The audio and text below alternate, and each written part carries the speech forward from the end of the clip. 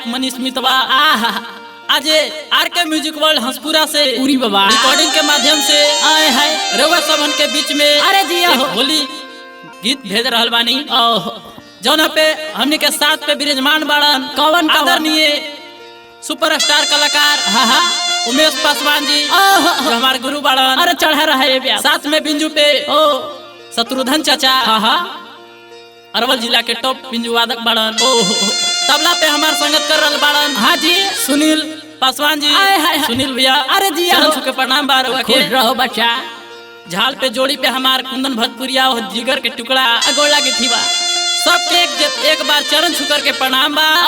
जितना भी श्रोता समाज सुन रहल बनी गाना के रउआ सबन के भी चरण छुके प्रणाम बा। खुश रहो खुश रहो। आर के म्यूजिक वर्ल्ड के म्यूजिक डायरेक्टर हमारा रवि रंजन सांवरिया जी के कोटि कोटि प्रणाम बा। चरण छुके एक बार ना हजार बार ना जन्मों जन्म तक हमरो तरफ से तक प्रणाम बा। ये बबुआ गौरव में कइले बामी जा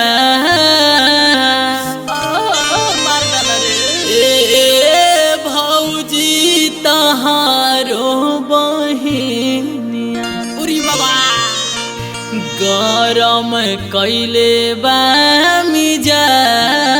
अरे जिया ये ब्यास चढ़ा भौजी तहारो बहिनिया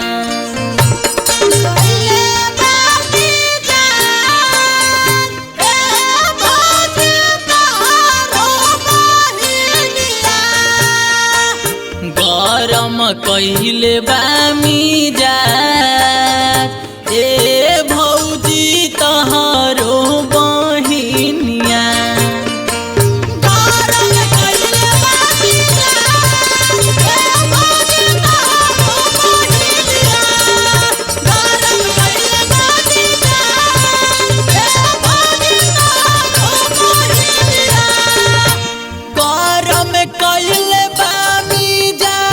कइले बा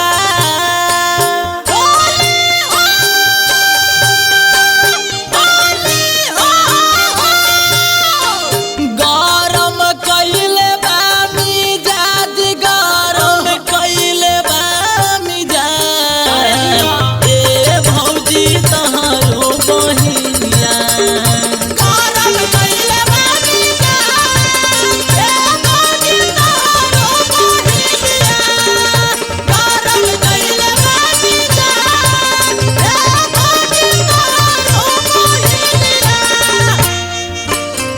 वीडियो कॉल करी रोज मना गरमावे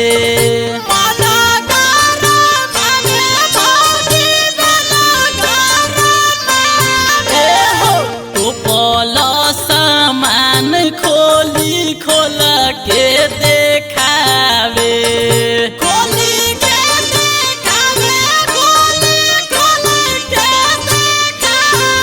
वीडियो कॉल करी रोज मना गरमावे तो पला सामान खोली खोली के देखावे कहे आवा के झंडा दी गाड़ हो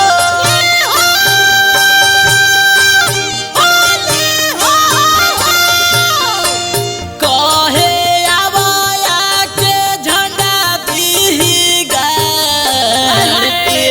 भौजी तहारो बहिनिया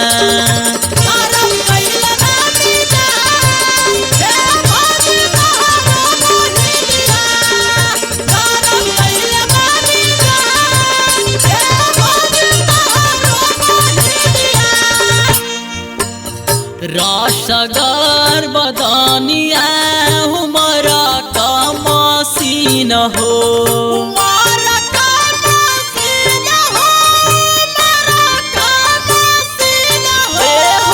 हमके देखावे बहकावे वाला सीन हो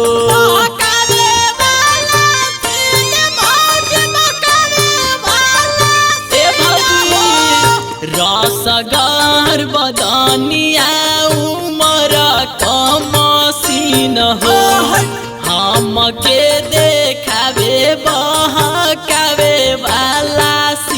अरे जिया यही देखी देखी चुई जाता लार हो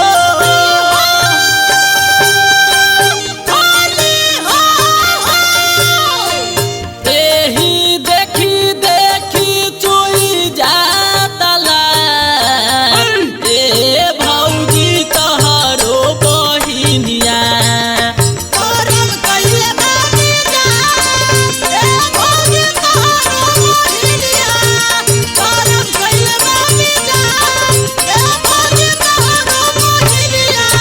गरम कैले बानी जा जय भौजी तोहरो बहिनिया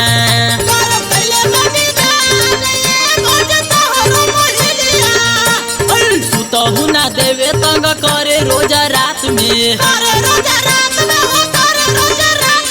हंस हंस कहे सुते आजा हमरी साथ में सुतहु ना देवे तंग करे रोजा रात में हंस हंस कहे सुते आजा हमरी साथ में ए मनीष दीपक करी कुछ जुगाड़ हो ए मनीष दीपक करी कुछ जुगाड़ हो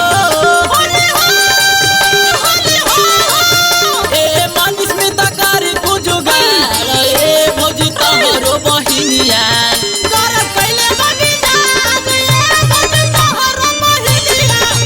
गरम कैले बामी जा जय भौजी तोहरो बहिनिया